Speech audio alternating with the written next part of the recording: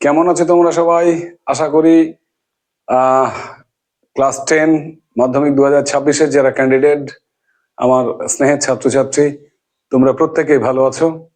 তো আমাদের মাধ্যমিক ভৌত বিজ্ঞানের যে সাজেশনের সিরিজগুলো চলছিল, বিভিন্ন অধ্যায় ভিত্তিক যে সাজেশন, অর্থাৎ আমরা প্রত্যেকটা অধ্যায় থেকে মাধ্যমিক 2026-এ ভৌত বিজ্ঞান, বিশেষ করে ভৌত বিজ্ঞানের জন্য যে বাছাই করা প্রশ্নগুলো নিয়ে প্রশ্নোত্তর পর্ব তোমাদের সামনে হাজির করেছিলাম। আজকে আরো একটি গুরুত্বপূর্ণ, ভীষণ গুরুত্বপূর্ণ অংশ, যেখান থেকে তোমাদের মাধ্যমিক 2026-এ আমি আগেই বলেছিলাম যে 8 নম্বর থাকে, এবং তারই একটি পার্ট হচ্ছে আমাদের অ্যাসিড প্রস্তুতি। ঠিক আছে? তো আমাদের সিলেবাসে আমরা জানি 3টে অ্যাসিড রয়েছে। ক্লাস 10 ভৌত বিজ্ঞান অর্থাৎ মাধ্যমিক ভৌত বিজ্ঞানের জন্য 3টে অ্যাসিডের শিল্পোৎপাদন আমাদের করতে হয়। তার মধ্যে একটি হচ্ছে হাইড্রোক্লোরিক অ্যাসিড, একটি নাইট্রিক অ্যাসিড, এবং আরেকটি হচ্ছে H2SO4 বা সালফিউরিক অ্যাসিড। তাই তো? এই 3টে অ্যাসিড থেকে নানান ধরনের এমসিকিউ, শর্ট টাইপ এবং 2 নম্বরের যে প্রশ্নগুলো আমাদের করতে হয়, তাদের মধ্যে বাছাই করা প্রশ্নগুলো নিয়েই কিন্তু আজকের ক্লাস। সুতরাং একদম নড়বে না, মন দিয়ে মনোযোগ সহকারে ক্লাসটি করবে। এখান থেকে মাধ্যমিকে আমি আশা করি যে প্রশ্নগুলো আজকে লিখিয়ে দেবো এবং তাদের উত্তর করিয়ে দেবো, সেগুলোই কিন্তু মাধ্যমিক 2026-এ প্রবাবলি সেই সমস্ত কোশ্চেনগুলো তোমরা দেখতে পাবে। ঠিক আছে? তো চলো, দেরি করবো না আজকে। অল্প সংখ্যক কোয়েশ্চেন, কিন্তু একদম বাছাই করে নেওয়া কোয়েশ্চেন, সেরা সেরা প্রশ্ন বলতে পারো। ঠিক আছে? তো দেখো স্ক্রিনে তোমাদের আজকের অ্যাসিড প্রস্তুতি থেকে প্রথম প্রশ্ন কি রয়েছে? অসওয়াল্ড পদ্ধতিতে নাইট্রিক অ্যাসিড প্রস্তুতির ধাপগুলো বর্ণনা করো। অসওয়াল্ড পদ্ধতিতে নাইট্রিক অ্যাসিড প্রস্তুতির ধাপগুলো বর্ণনা করো। তাই তো? তো এই প্রশ্নটির উত্তরে আমরা কিভাবে লিখবো, একবার টেকনিকটা দেখে নাও। কোয়েশ্চেন নাম্বার 1, অসওয়াল্ড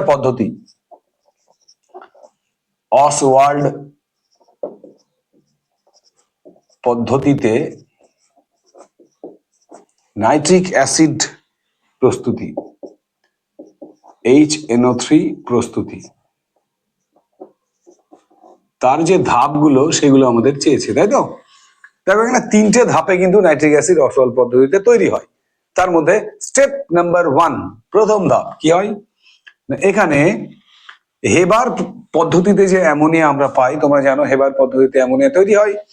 সেই হেবার পদ্ধতিতে প্রস্তুত অ্যামোনিয়া গ্যাসকে ধূলিকণা মুক্ত বায়ুর চালনা করে মোটামুটি 750 থেকে 900 ডিগ্রি টেম্পারেচারটা রাখতে হবে, এবং অনুঘটক হিসাবে তোমার প্লাটিনাম রোহোডিয়াম যে তারজালি, সেটা ব্যবহার যদি করি, তাহলে হেবার পদ্ধতিতে প্রস্তুত যে অ্যামোনিয়া, সেটা নাইট্রিক অক্সাইডে জারিত হয়ে যায়। ঠিক আছে? বিক্রিয়াটা কেমন হবে না, দেখো আমরা অ্যামোনিয়া NH3, 4 অণু অ্যামোনিয়া নেব, তার সঙ্গে 5O2, এটা হচ্ছে ধূলিকণা মুক্ত বায়ু। কি কি লাগবে অনুঘটক রূপে বলেছি? প্লাটিনাম PT, রোহোডিয়াম RH, প্লাটিনাম রোহোডিয়াম তারজালি, তার সঙ্গে 750 থেকে 900 ডিগ্রি সেন্টিগ্রেড তাপমাত্রা। কি তৈরি হবে? তৈরি হয়ে যাবে অ্যামোনিয়া জারিত হয়ে তৈরি করবে NO, ঠিক আছে, নাইট্রিক অক্সাইড। সেই সঙ্গে জল এবং শক্তি উৎপন্ন হবে। সেই সঙ্গে জল এবং মোটামুটি 90.3 কিলোজুল শক্তি উৎপন্ন হবে। তো আমাদের মূল যেটা বিষয় সেটা হচ্ছে নাইট্রিক অক্সাইড উৎপন্ন হওয়া। তাহলে আরো একবার অসওয়াল্ড পদ্ধতিতে নাইট্রিক অ্যাসিড প্রস্তুতির প্রথম ধাপটা বলে দিলাম, মন দিয়ে শুনে নাও। প্রথম ধাপে হেবার পদ্ধতিতে প্রস্তুত অ্যামোনিয়া গ্যাসকে জারিত করে নাইট্রিক অক্সাইড প্রস্তুত করা। সেটা করতে গিয়ে আমরা কি কি করছি না, প্লাটিনাম রোহোডিয়াম তারজালি ব্যবহার করছি, আর 750 থেকে 900 ডিগ্রি টেম্পারেচার ব্যবহার করছি, এবং সেক্ষেত্রে ওই অ্যামোনিয়ার ভেতর দিয়ে ধূলিকণা মুক্ত বায়ু চালনা করতে হবে। তাহলে আমরা কি বলবো প্রথম স্টেপে না, হেবার পদ্ধতিতে প্রস্তুত অ্যামোনিয়া গ্যাসের মধ্যে দিয়ে ধূলিকণা মুক্ত বায়ু 750 থেকে 900 ডিগ্রি তাপমাত্রায় প্লাটিনাম রোহোডিয়াম তারজালি ব্যবহার করে নাইট্রিক অক্সাইড তৈরি করা হয়। এবারে এই নাইট্রিক অক্সাইডটাকে দ্রুত ওই কক্ষ থেকে অপর একটি কক্ষে স্থানান্তরিত করা হয় এবং 50 ডিগ্রি উষ্ণতায় সেটাকে ঠান্ডা করা হয়। ক্লিয়ার? তাহলে যেখানে নাইট্রিক অ্যাসিডটা উৎপন্ন হলো সেই কক্ষ থেকে নাইট্রিক অক্সাইডটাকে সরিয়ে দেওয়া হলো, দিয়ে 50 ডিগ্রি সেন্টিগ্রেড উষ্ণতায় সেটাকে ঠান্ডা করা হলো। এবারে এই ঠান্ডা নাইট্রিক অক্সাইড সেকেন্ড ধাপ কি হবে, দ্বিতীয় ধাপে আবার এই নাইট্রিক অক্সাইড যেটা উৎপন্ন হলো তার সঙ্গে একে অক্সিজেন দ্বারা জারিত করে তৈরি করা হবে নাইট্রোজেন ডাইঅক্সাইড। এটা হচ্ছে বাদামি রং, বাদামি রং, ঠিক আছে। তাহলে বাদামি রঙের নাইট্রিক অক্সাইড কিন্তু আমরা দ্বিতীয় ধাপ থেকে পেয়ে যাব। 2NO plus O2 is equal to 2NO2। তাহলে কি বলবো না, সেই 50 ডিগ্রি উষ্ণতায় ঠান্ডা করা নাইট্রিক অক্সাইড এটা অতিরিক্ত বায়ু দ্বারা জারিত করে NO2 বাদামি রঙের নাইট্রোজেন ডাইঅক্সাইডে রূপান্তরিত করা হয়। স্টেপ নাম্বার 3, 3 নম্বর ধাপে এবারে যে নাইট্রোজেন ডাইঅক্সাইডটা উৎপন্ন হয় তাকে কোয়ার্জপূর্ণ শোষক স্তম্ভের তলদেশ থেকে চালনা করা হয়, ঠিক আছে। কোয়ার্জপূর্ণ যে শোষক স্তম্ভ তার তলদেশ থেকে সেটাকে চালনা করা হয় এবং ওপর থেকে ঠান্ডা জলের ধারা ফেলা হয়। এই জলের স্রোতের সঙ্গে অর্থাৎ ঠান্ডা জলের ধারার সঙ্গে নাইট্রোজেন ডাইঅক্সাইড বিক্রিয়া করে এবং আমাদের যে কাঙ্ক্ষিত নাইট্রিক অ্যাসিড সেটা আমরা 3 নম্বর ধাপে এসে পেয়ে যাই। সেটা কিভাবে না, দেখো নাইট্রোজেন ডাইঅক্সাইডকে কি বললাম আমি, কোয়ার্জপূর্ণ স্তম্ভের শোষক স্তম্ভের তলদেশ থেকে পাঠানো হয়। তো এটা কি করে, 3 অণু নাইট্রোজেন ডাইঅক্সাইড তার সঙ্গে জল, ঠান্ডা জলে যে ধারাটা আমরা ফেলি সেই ঠান্ডা জল বিক্রিয়া করে, করে কি করে না 2 অণু নাইট্রিক অ্যাসিড HNO3 এবং তার সঙ্গে NO উৎপন্ন করে। এইটা হচ্ছে আমাদের মোটামুটি ভাবে 50% গাঢ় নাইট্রিক অ্যাসিড, ঠিক আছে। এটাই হচ্ছে আমাদের 3 নম্বর ধাপ। এই 3 নম্বর ধাপের যে বাই প্রোডাক্ট রূপে NO আমরা পাই নাইট্রিক অক্সাইড, এই নাইট্রিক অক্সাইডটা আবার কিন্তু পুনরায় এই অসওয়াল্ড পদ্ধতিতে চক্রাকারে ব্যবহৃত হয়, ঠিক আছে। তাহলে তৃতীয় ধাপটা আমরা কি বলবো না, উৎপন্ন নাইট্রোজেন ডাইঅক্সাইডের সঙ্গে ঠান্ডা জলের যে শীতল জলের উপর থেকে যে ধারা ফেলা হয় সেই জলের বিক্রিয়ায় নাইট্রিক অ্যাসিড উৎপন্ন হয় এবং তার সঙ্গে কিছু নাইট্রিক অক্সাইডে উৎপন্ন হয়। নাইট্রিক অ্যাসিড এবং নাইট্রিক অক্সাইড, এই নাইট্রিক অক্সাইডটা পুনরায় ব্যবহার করা হয়। আর এখানে যে নাইট্রিক অ্যাসিডটা পাই সেটা মোটামুটি 50%, দেখো 50% গাঢ় নাইট্রিক অ্যাসিড আমরা পাই। তো এটাকে আমরা কি না, যদি মোটামুটি 120 ডিগ্রি টেম্পারেচারে সেন্টিগ্রেড টেম্পারেচারে পাতিত করি, পাতিত করলে গাঢ় HNO3 উৎপন্ন হয়, গাঢ় HNO3 উৎপন্ন হয়। আর এই প্রসঙ্গে বলে দিই, এটাকে যদি আমরা আবার পরবর্তীকালে সালফিউরিক অ্যাসিড মিশিয়ে পাতিত করতে পারি তাহলে 98% পর্যন্ত গাঢ় নাইট্রিক অ্যাসিড আমরা পেতে পারি। এইভাবে অসওয়াল্ড পদ্ধতির মাধ্যমে আমরা নাইট্রিক অ্যাসিড প্রস্তুত করব, ঠিক আছে। তাহলে পরীক্ষায় যদি আসে অসওয়াল্ড পদ্ধতিতে নাইট্রিক অ্যাসিড প্রস্তুতি বর্ণনা করো, তাহলে আমরা কিন্তু 3টে স্টেপ নাম্বার 1, 2, 3 এই 3টে স্টেপের মাধ্যমে নাইট্রিক অ্যাসিডকে প্রস্তুত করে দিতে পারবো। কিভাবে না, প্রথমে অ্যামোনিয়া থেকে একদম বেসিক যে জায়গা সেটা হচ্ছে অ্যামোনিয়া থেকে nitric oxide, step 2 nitric oxide থেকে nitrogen dioxide, step 3 nitrogen dioxide থেকে নাইট্রিক অ্যাসিড। ক্লিয়ার? দেখে নাও স্টেপগুলো, কোথায় কোন অনুঘটক ব্যবহার করবে, কোথায় কত টেম্পারেচার লাগবে, এগুলো একটুখানি কিন্তু ঠিকঠাক ভাবে পরীক্ষায় লিখতে হবে। আশা করি পরীক্ষায় যদি অসওয়াল্ড পদ্ধতি তোমরা পেয়ে যাও তাহলে একদম টুড়ি মেরে লিখে দিয়ে আসতে পারবে, ঠিক আছে। চলো নেক্সট কোশ্চেন, এবারে স্ক্রিনে দেখে নাও, তোমাদের স্ক্রিনে দেখো কোশ্চেন নাম্বার 2। স্পর্শ পদ্ধতিতে আরো একটি গুরুত্বপূর্ণ অ্যাসিড সালফিউরিক অ্যাসিড, স্পর্শ পদ্ধতিতে কিভাবে সালফিউরিক অ্যাসিড প্রস্তুত করা হয়, স্পর্শ পদ্ধতিতে কিভাবে সালফিউরিক অ্যাসিড প্রস্তুত করা হয়, এটাও কিন্তু বারবার মাধ্যমিক পরীক্ষায় আসে, খুবই গুরুত্বপূর্ণ একটি প্রশ্ন। তো চলো এবারে আমরা দেখে নেব স্পর্শ পদ্ধতিতে সালফিউরিক অ্যাসিড যদি পরীক্ষায় আসে তাহলে তার উত্তরটা আমরা ঠিক কিভাবে লিখব। দেখো প্রথমে এখানে কোয়েশ্চেন নাম্বার 2, স্পর্শ পদ্ধতিতে H2SO4 প্রস্তুতি,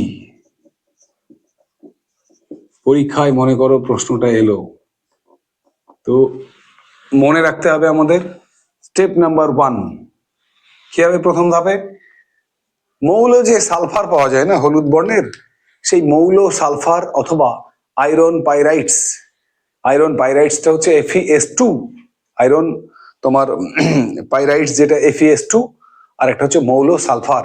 এই দুটোর যে কোনো একটা তুমি মৌল সালফারটাই নিবে, খুব ইজি। মৌল সালফারকে যদি বায়ুতে পোড়াও তাহলে SO2 গ্যাস উৎপন্ন হবে। ঠিক তেমনি আয়রন পাইরাইটসকে যদি তুমি বায়ুতে পোড়াও তাহলে কিন্তু আমরা সালফার ডাইঅক্সাইড বা SO2 গ্যাস পেতে পারি। তাহলে প্রথম ধাপ হচ্ছে মৌল সালফার বা আয়রন পাইরাইটস থেকে SO2 তৈরি।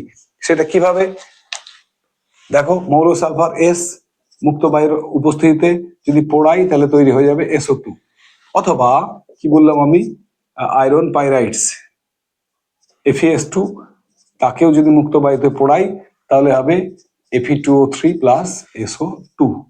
আমাদের মূল কথা হচ্ছে SO2 তৈরি। যে কোনো উপায় হয়, এটা এটা কিন্তু অথবা অর, এটা অর এটা, যে কোনো একটা উপায় করলেই হবে। স্টেপ নাম্বার 2, তাহলে আমরা প্রথম ধাপে SO2 গ্যাস যে কোনো উপায়ে পেলাম, হয় মৌল সালফারকে পুড়িয়ে আর না হয় আয়রন পাইরাইটসকে বায়ুতে পুড়িয়ে। ক্লিয়ার?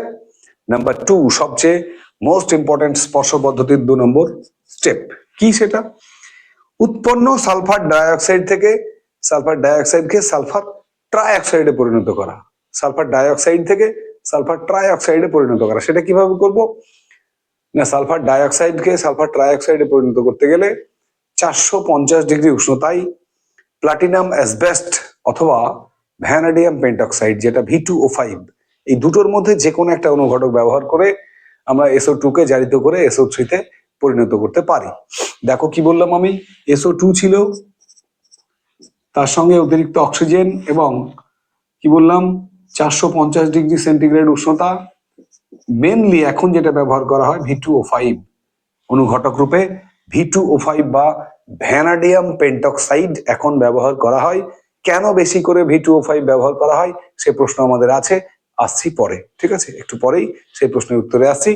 আপাতত সালফার ডাইঅক্সাইডকে O2 দ্বারা 450 ডিগ্রি উষ্ণতায় সেন্টিগ্রেড উষ্ণতায় ভ্যানাডিয়াম পেন্টক্সাইড অনুঘটকের উপস্থিতিতে SO3 তে জারিত করা হয়।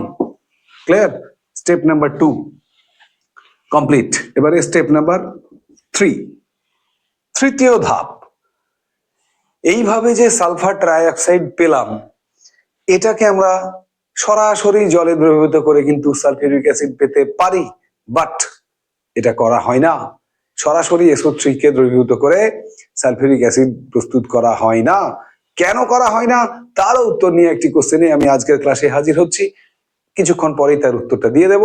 আপাতত মনে রেখো, SO3 থেকে SO3 কে আমরা কি করব না, যে সালফার ট্রাইঅক্সাইড উৎপন্ন হয় সেই সালফার ট্রাইঅক্সাইডকে 3 নম্বর ধাপে কি করা হয় দেখো, 98% গাঢ় সালফিউরিক অ্যাসিড দ্বারা শোষিত করা হয়।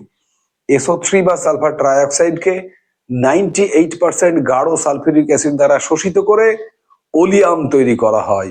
ওলিয়ামের সংকেত H2S2O7, ওলিয়াম। এই ওলিয়ামকে অনেকেই আমরা বিভিন্ন নামে ডেকে থাকি। কেউ বলে ওলিয়াম, কেউ বলে পাইরো সালফিউরিক অ্যাসিড, আবার কেউ বা বলে ফিউমিং সালফিউরিক অ্যাসিড। সবগুলোই কিন্তু H2S2O7। তাহলে আমরা তৃতীয় ধাপে কি পেলাম, যেটা SO3 ছিল তাকে 98% সালফিউরিক অ্যাসিড দ্বারা শোষিত করে ওলিয়াম বা পাইরো সালফিউরিক অ্যাসিড বা ফিউমিং সালফিউরিক অ্যাসিড বা H2S2O7 এ পরিণত করলাম। ব্যাস, এবারে লাস্ট স্টেপ, 4 নম্বর স্টেপে কি করব, এই ওলিয়াম H2S2O7 এর মধ্যে হিসেব মতো প্রয়োজন মতো জল মেশাই যদি, তাহলেই দেখো 2H2SO4 সালফিউরিক অ্যাসিড আমরা পেয়ে গেলাম। ব্যাস, এই হচ্ছে আমাদের স্পর্শ পদ্ধতিতে সালফিউরিক অ্যাসিড প্রস্তুতির 4টে ধাপ। কি কি পেলাম পরপর ধাপগুলো আর একবার দেখে নাও তোমরা, পরীক্ষা এলে কিন্তু আবার সেই একই কথা তুড়ি মেরে উড়িয়ে দিতে হবে। স্পর্শ পদ্ধতিতে sulphuric acid number 1, step number 1, মৌল সালফার বা আয়রন পাইরাইটসকে মুক্ত বায়ুতে যদি আমরা পোড়াই তাহলে সালফার ডাইঅক্সাইড উৎপন্ন হয়। সেটা তুমি সালফারকেও পোড়াতে পারো, সেটা তুমি FeS2 বা আয়রন পাইরাইডসকেও পোড়াতে পারো।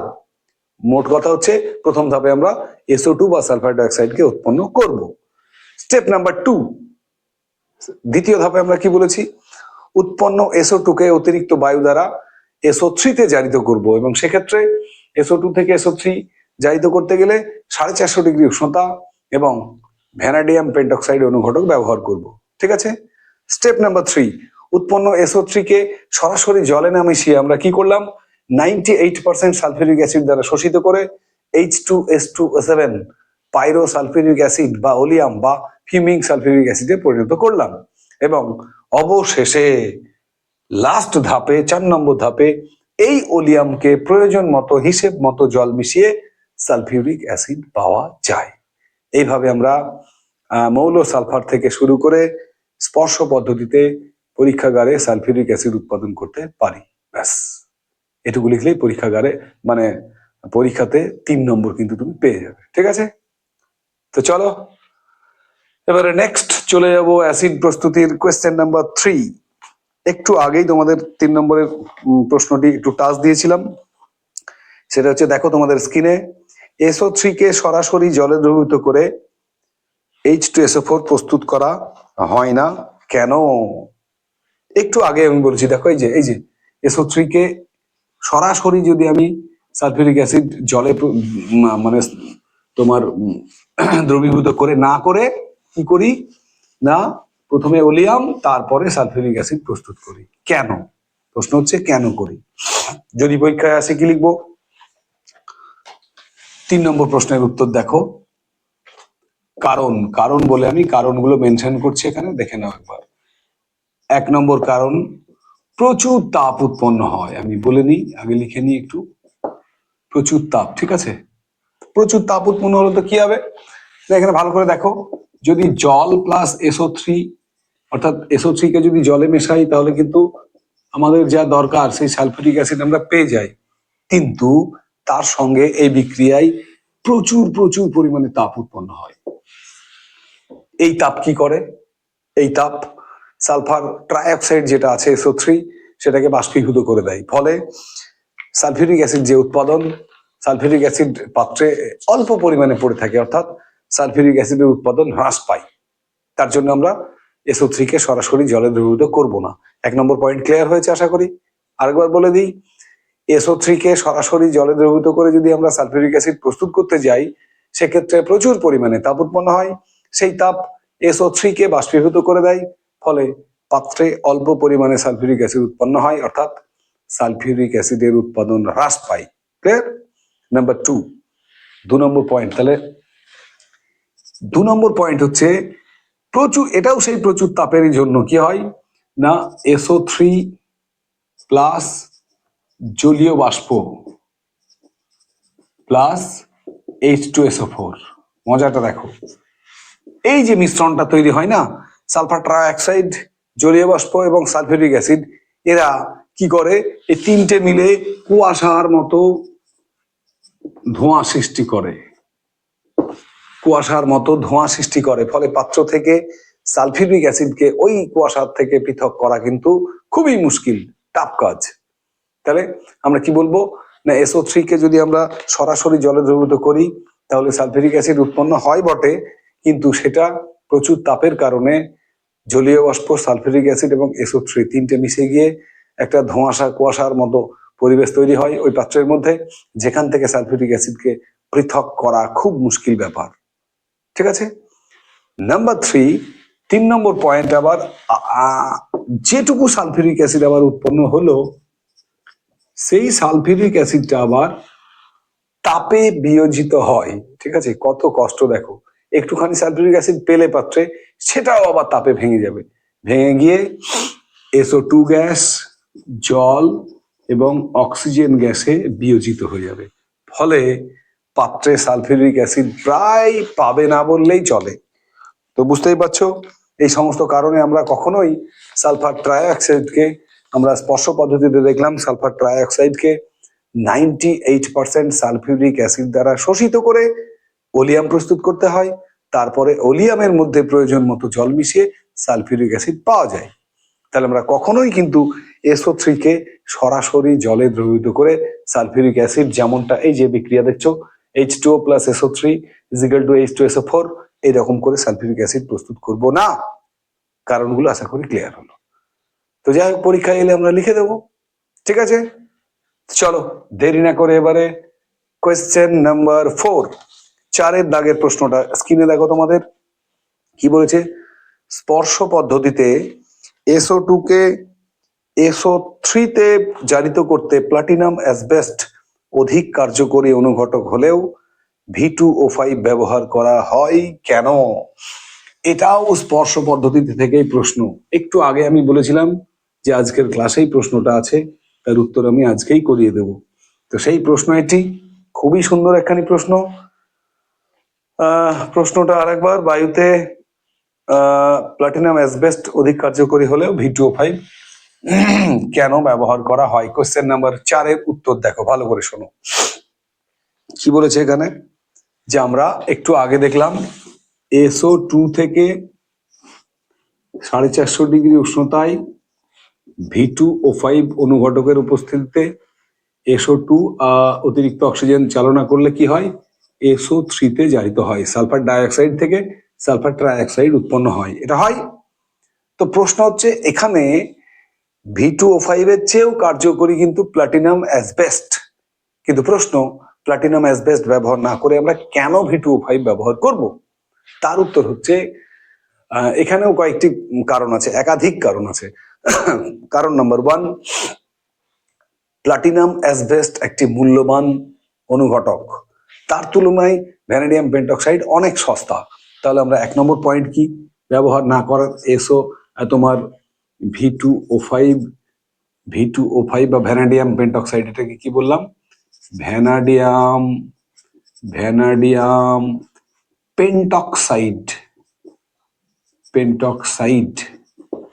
এইটা V2O5 ব্যবহার করার কারণ দিয়ে মেন পয়েন্টগুলো আমি তোমাদের লিখে দিচ্ছি, এখান থেকে এলেই পরীক্ষায় লিখে দেবে। নাম্বার 1, এটা হচ্ছে সস্তা।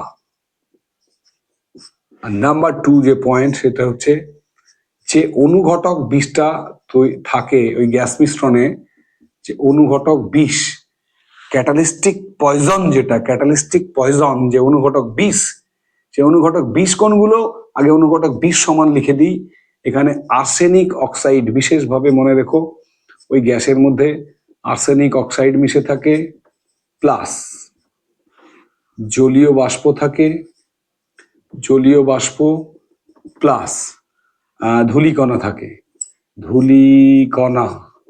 এই তিনটেকে আমরা একসঙ্গে বলবো অনুঘটক বিষ। ভালো করে বুঝে নাও, SO2 এর যে গ্যাস মিশ্রণ, সেই গ্যাস মিশ্রণের মধ্যে যদি ধূলিকণা, আর্সেনিক অক্সাইড বা জলীয় বাষ্প সামান্য মিশে থাকে, তাহলে সেটা অনুঘটক বিষ রূপে কাজ করে এবং সেটা বিক্রিয়ার হারকে কমিয়ে দেয়। সেই অনুঘটক বিষের কার্যকারিতা কমানোর ক্ষমতা প্লাটিনাম অ্যাসবেস্টের চেয়েও কিন্তু ভ্যানাডিয়াম পেন্টক্সাইডের বেশি। তাহলে আমরা এখানে 2 নম্বর পয়েন্টের হেডলাইন দিলাম, অনুঘটক বিষ কোনটা কোনটা লিখে দিলাম, দিয়ে বললাম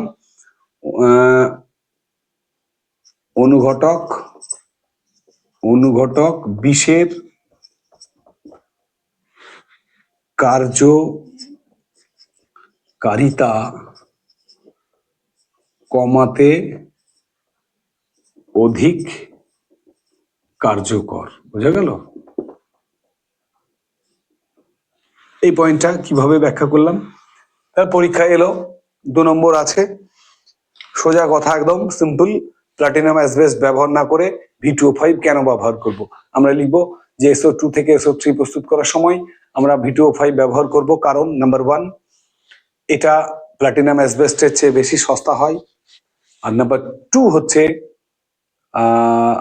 বলবো যে ওই গ্যাস মিশ্রণে যে অনুঘটক বিষ থাকে, অর্থাৎ ধূলিকণা, আর্সেনিক অক্সাইড এবং জলীয় বাষ্প মিশে থাকে, সেগুলো বিক্রিয়ার হারকে কমিয়ে দেয়, অনুঘটকের কার্যকারিতাকে কমিয়ে দেয়। এই অনুঘটক বিষগুলোকে প্রতিরোধ করার ক্ষমতা প্লাটিনাম অ্যাসবেস্টের চেয়েও কিন্তু V2O5 বা ভ্যানাডিয়াম পেন্টক্সাইডের অনেক অনেক গুণ বেশি। যার জন্য আমরা SO2 থেকে SO3 তৈরি করার সময় অনুঘটক রূপে প্লাটিনাম অ্যাসবেস্ট ব্যবহার না করে ভ্যানাডিয়াম পেন্টক্সাইডকে ব্যবহার করব। আশা করি ক্লিয়ার। চলো এবারে ছোট ছোট প্রশ্নগুলো এবারে আছে অ্যাসিড থেকে। তোমার নেক্সট কোয়েশ্চেন হচ্ছে কোয়েশ্চেন নাম্বার 5, অম্লরাজ কি এর ব্যবহার কি? 5-এর দাগের প্রশ্ন। অম্লরাজ কি ক্লাস 8-এই তোমরা শিখে এসছো, আরো একবার দেখে নাও, মাধ্যমিকে যদি আসে তাহলে তার উত্তর আমরা কিভাবে করব। অম্লরাজ কি, তার ব্যবহার লেখো। 5, অম্ল রাজ।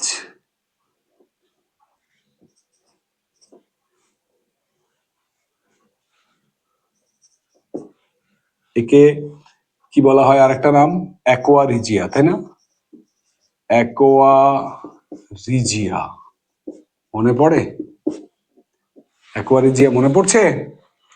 অ্যাকোয়ারিজিয়া হচ্ছে এক আয়তন গাঢ় নাইট্রিক অ্যাসিড HNO3 প্লাস 3 আয়তন গাঢ় HCl এর মিশ্রণকে আমরা বলবো অম্লরাজ বা অ্যাকোয়ারিজিয়া। মনে থাকবে?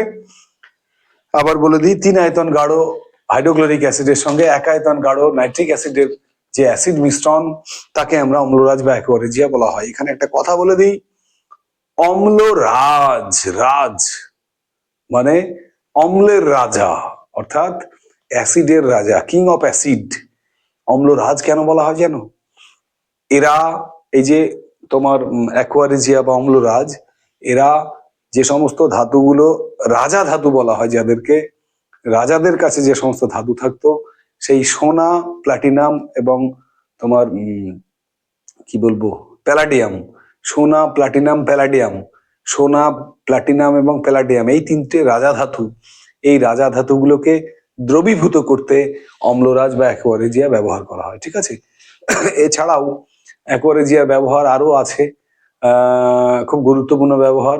বিশেষ করে যারা স্বর্ণকার হন, তারা সোনার ভেতরে কোনো খাদ থাকলে, যেগুলো গয়না গড়ানো হয়, সেই গহনাগুলোর মধ্যে যদি কোনো খাদ থাকে, তাহলে সেটা নির্ণয় করার জন্য, সোনাগুলোকে দ্রবীভূত করার জন্য অম্লরাজ ব্যবহার করা হয়।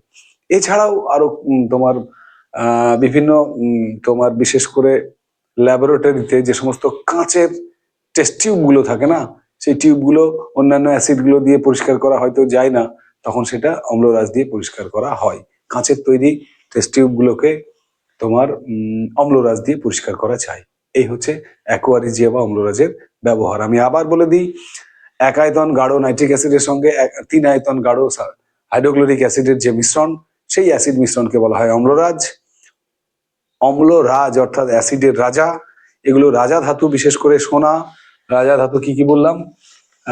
রাজা ধাতু 3টের নাম বললাম আমি, সোনা প্লাস প্লাটিনাম পিটি লিখলাম, প্লাস একটা হচ্ছে প্যালাডিয়াম পিডি, যেটা প্যালাডিয়াম।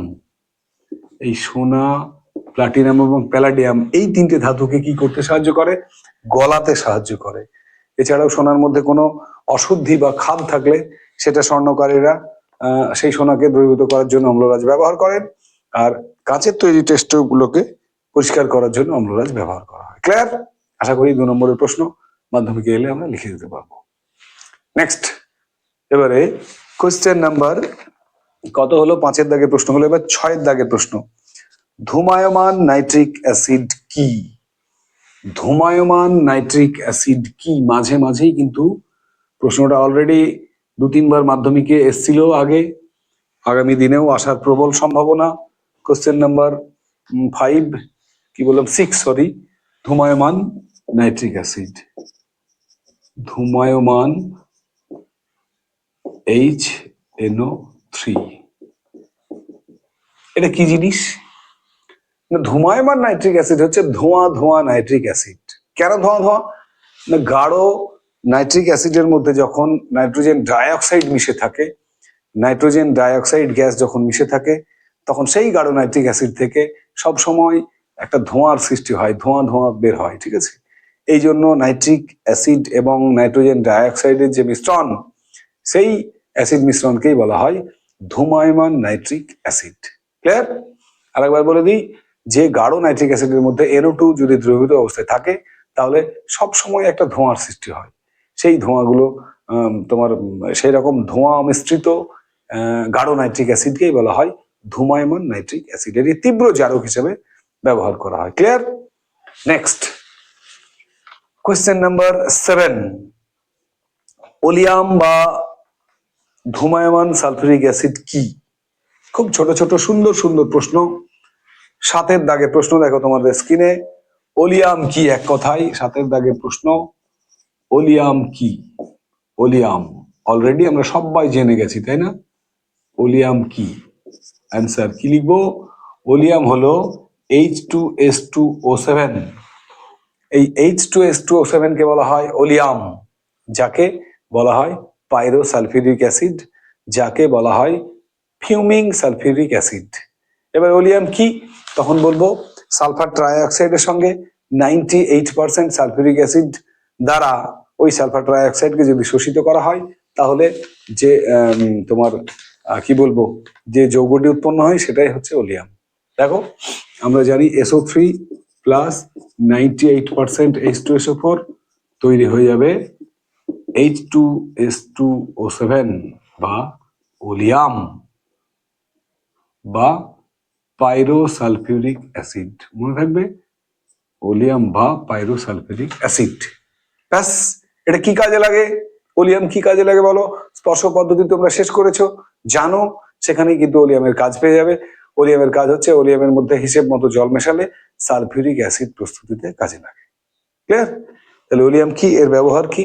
তখন আমরা বলে দেবো ওলিয়ামের ব্যবহার হচ্ছে সালফিউরিক অ্যাসিড প্রস্তুত করতে ব্যবহার করা হয়। ওকে, নেক্সট।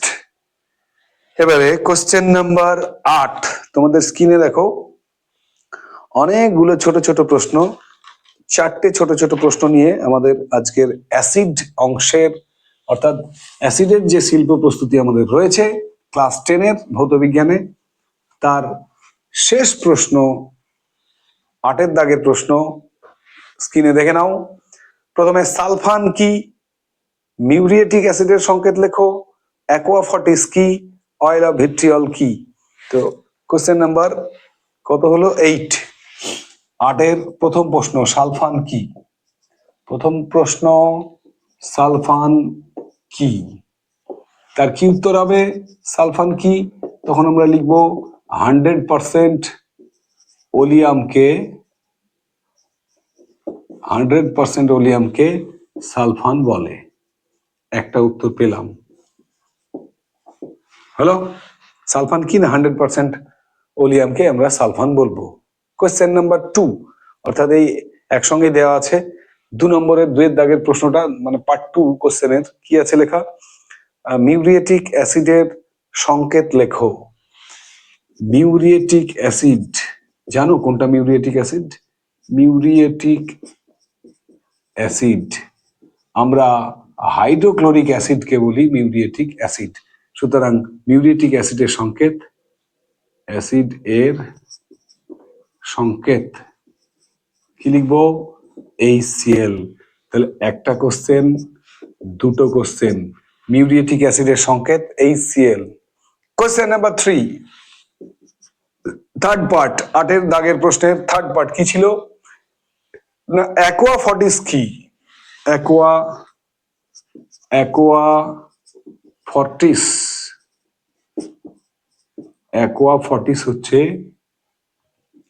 অ্যাকোয়াফর্টিস হলো কি? Nitric acid HNO3। এই অ্যাকোয়াফর্টিসটা অনেক সময় বাংলা নামেও পরীক্ষায় আসতে পারে, তেজি জল। মনে রেখো, এটা অ্যাকোয়াফর্টিসকে বলা হয় তেজি জল। ঠিক আছে, তাহলে তেজি জল বা অ্যাকোয়াফর্টিস হচ্ছে নাইট্রিক অ্যাসিডের নাম। তাহলে অ্যাকোয়াফর্টিস কাকে বলে? উত্তর হচ্ছে নাইট্রিক অ্যাসিডকে বলা হয় অ্যাকোয়াফর্টিস। ক্লিয়ার? ফোর্থ পার্ট, 4 নম্বর, 8-এর দাগের 4 নম্বর যে কোশ্চেনটা ছিল ওর সঙ্গে, অয়েল অফ ভিট্রিয়ল কাকে বলা হয়? অয়েল অফ ভিট্রিয়ল জানো, নিশ্চয় জানো তোমরা। অয়েল অফ ভিট্রিয়ল বলা হয় সালফিউরিক অ্যাসিডকে। এবং যার সংকেত হচ্ছে H2SO4। এই 4টে প্রশ্ন নিয়ে আমাদের ছিল আজকের অ্যাসিড প্রস্তুতির শেষ প্রশ্ন। সালফান কি? 100% ওলিয়ামকে আমরা সালফান বলবো। মিউরিয়েটিক অ্যাসিডের সংকেত কি? উত্তর HCl। অ্যাকোয়াফর্টিস কি? Nitric acid. এবং অয়েল অফ ভিট্রিয়ল কি? না সালফিউরিক অ্যাসিড। ঠিক আছে, এই ছিল আমাদের আজকের ক্লাস। তো আমরা টোটাল যে অ্যাসিড প্রস্তুতির ভিডিও ইতিমধ্যেই আমাদের সেই বিষয়ে সম্পূর্ণ ক্লাস আমাদের চ্যানেলে দেওয়া আছে। তোমরা এখনো যারা ক্লাসগুলো সম্পূর্ণ ক্লাসের ভিডিওগুলো দেখোনি অবশ্যই দেখে নিও। এগুলো কিন্তু মনে রেখো, সাজেস্টিক ক্লাস চলছে, এটা কিন্তু সম্পূর্ণ ক্লাস নয়। এটা হচ্ছে শুধুমাত্র মাধ্যমিক 2026কে মাথায় রেখে এখান থেকে যে যে প্রশ্নগুলোকে আমরা না দেখে পরীক্ষা হলে যাব না, সেই সমস্ত প্রশ্নগুলো নিয়েই কিন্তু আমাদের এই সাজেশনের অধ্যায় ভিত্তিক যে সাজেশনের পর্ব সেই ক্লাসগুলো চলছে। তো যাই হোক, এটুকুই ছিল আজকের ক্লাস। প্রত্যেকে মন দিয়ে পড়াশোনা লাগাও, আর একটুখানি স্পিড বাড়াতে হবে তোমাদের পড়াশোনার, কারণ যত দিন যাচ্ছে পরীক্ষা তত এগিয়ে আসছে। আর পরীক্ষা এগিয়ে এলেই তোমাদের মাথা কাজ করা বন্ধ করে দেবে। আমি জানি বিভিন্ন রকম চিন্তা আসবে, সেগুলো বেশিরভাগই দুশ্চিন্তা। পরীক্ষা হলে ঠিকঠাক পৌঁছতে পারবো কিনা, পরীক্ষা হলে সময় মতো উত্তরপত্র লিখতে পারবো কিনা, ঠিক আছে, এই কি হবে, বিভিন্ন রকমের চিন্তা তোমার মাথায় আসবে। সমস্ত হটিয়ে দাও, ধীরে ধীরে দেখবে কিছুদিন পর আবার ব্রেন স্বাভাবিক হয়ে যাবে, আবার তোমার দুশ্চিন্তাগুলো আবার ভালো ভালো পজিটিভ চিন্তা কিন্তু চলে আসবে। এবং আমি গ্যারান্টি মাধ্যমিকে তোমাদের টেস্টের চেয়েও কিন্তু অনেক অনেক বেটার রেজাল্ট হবে। ঠিক আছে, তো আসন্ন মাধ্যমিক সবার ভালো হোক এই কামনায়। প্রত্যেকে সুস্থ থেকো, ভালো থেকো। জয় হিন্দ, বন্দে মাতরম, টাটা।